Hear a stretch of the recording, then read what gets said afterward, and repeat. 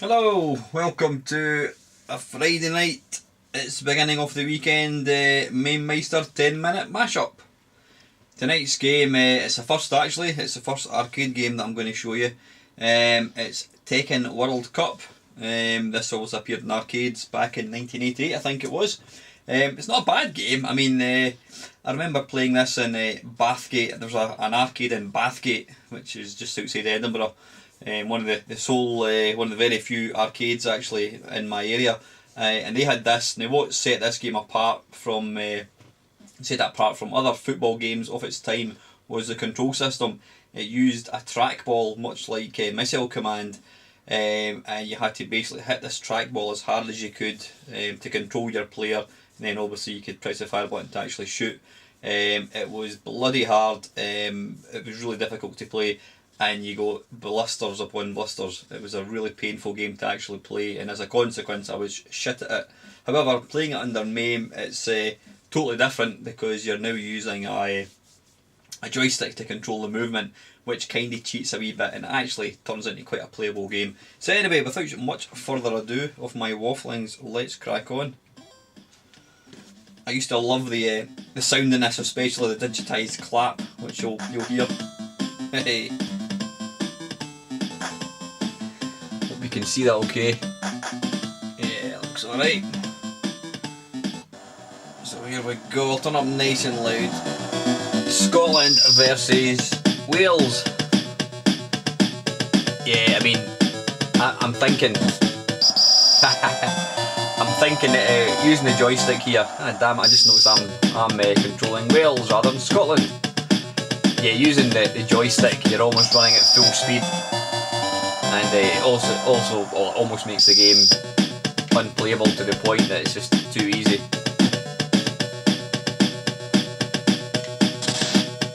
But you can take some outrageously long shots. You can't really seem to pass the ball. I mean, it's very much you get the ball and you just keep running until you score, like I shall demonstrate. Run, shoot, score. Now, to any 8-bit, especially Commodore 64 fans, you'll recognise the graphic. You'll recognise the graphics looking very, very similar to Microprose Soccer, a game which I think Sensible Software, I should say, acknowledged as being one of the inspirations.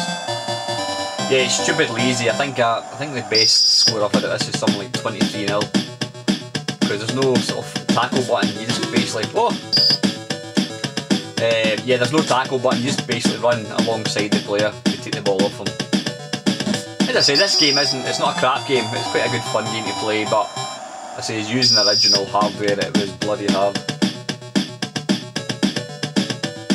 I used to like seeing how far I could actually stand before I scored. So let's see. Get the ball and shoot. Oh! Yeah, if I recall, there was only one shoot. There was only one fire button. So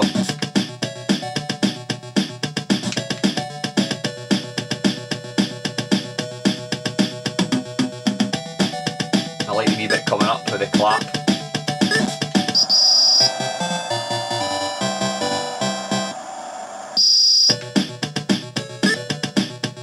No time for one more goal.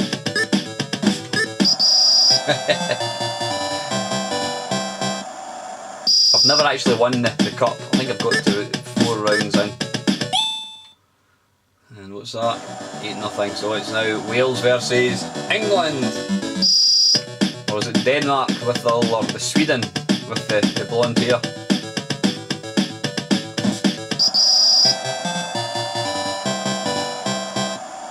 Yeah, this was obviously the precursor to Microprose Soccer and then ultimately Sensible Soccer.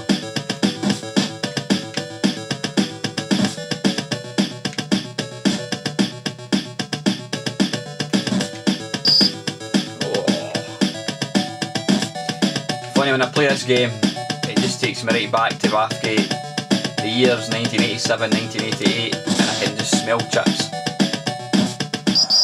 We used to go to college in Bathgate, and then at lunchtime we'd get chips and we'd stand and play this. And what other games did we play? Rolling Thunder, R-Type I think as well, although the actual, it was always off-putting looking at R-Type, it just looked far too difficult. But Rolling Thunder became one of my favourite ever games.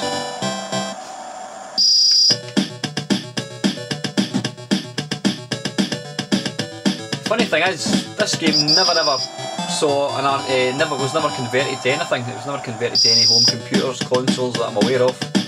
Possibly because they thought, well, you know, the hardware's not exactly going to transfer across. I mean, I think the trackball was the thing that really set this game apart from other football games.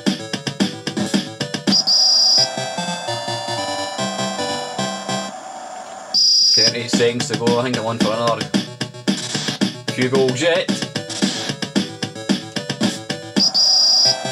That seemed to be the way, just point it in, run in at an angle and shoot.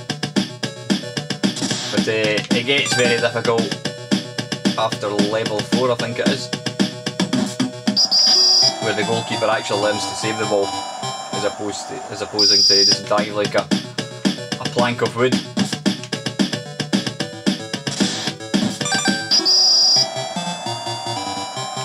Let's get double figures.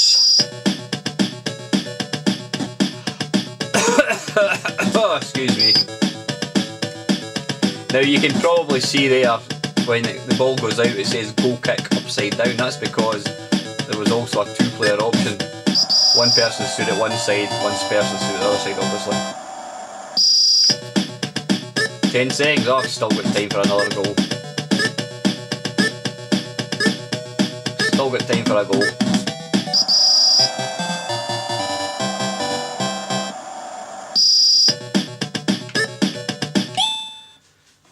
What are we doing for time? Oh, 3 minutes yet. Oh, the invite to Brazil. This is where it gets a bit tougher. We actually start passing the ball about a wee bit, and the goalkeeper starts to save.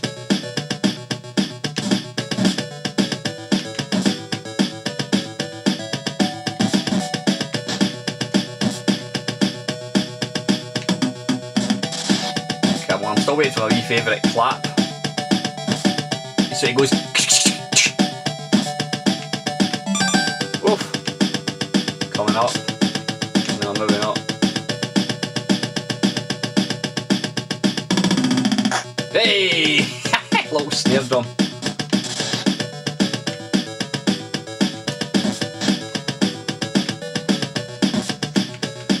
I think the single goal is going to separate it.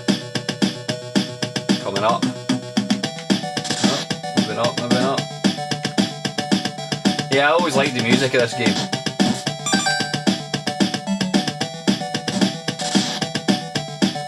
There doesn't appear to be such a thing as a short pass, it's just wallop it. Now, this being an arcade game, you had to win. Coming up. Hey! Hey! 10 seconds to go. Get it up, yeah. Just to rub salt in the wound. How are we doing for time? 8 minutes 46. One more round in us, I think.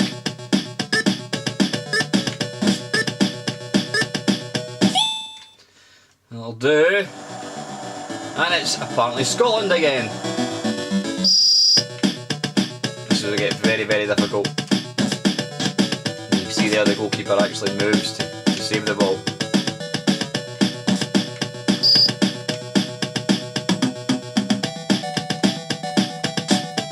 Whoops!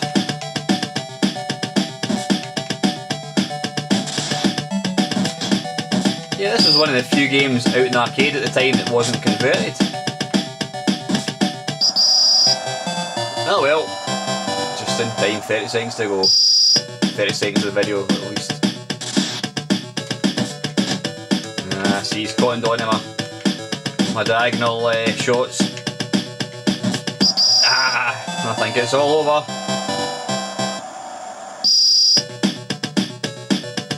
Let's try and get a consolation goal. Nah. I think you've got to try and put the ball across the face of the goal and then try and hit it in. Oops. Anyway guys, listen, you know the rules. This is 10 minutes, this is Tehkan World Cup, and you've been watching Mamemeister's 10 minute mashup. Thanks for watching guys, cheers.